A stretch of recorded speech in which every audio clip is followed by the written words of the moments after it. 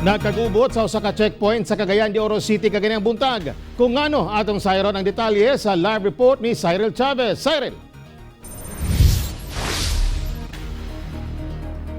Yes, Tek, wala na napatuman ang social distancing dihang nagkagubot sa Bugot checkpoint dinhi sa Cagayan de Oro City. Kinihuman nga wala gipasulod sa kapulisan ang mga tawo nga wala nagsulob og face shield.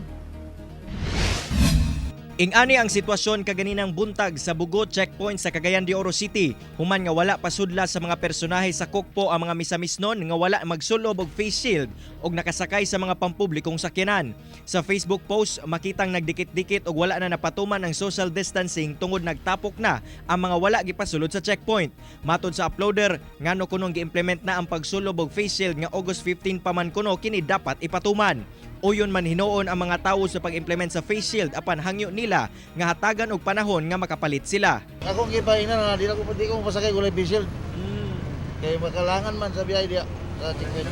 Sa pagkakaroon man gud ang murag gikan man gud sa laway gud ang mga angkwan gyud mo nang mas maayo gyud nga na face shield. Matod sa PRO Region 10, nakasabot sila sa hangyo sa mga tawo nga dili kalit ang pag-require sa pagsulob og face shield.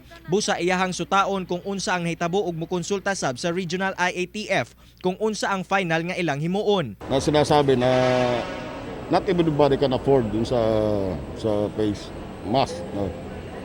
So whatever final decisions, the police follow lang na siya. Giklaro sab sa LTFRB Region 10 nga karon pang August 15 magsugod ang pag-require sa mga pasahero nga magsulob og face shield. Not knowing aduna po MC sa DOTR signed by Yusik Artemio Tuason Jr. nga giingon dito nga ang effectivity is August 15.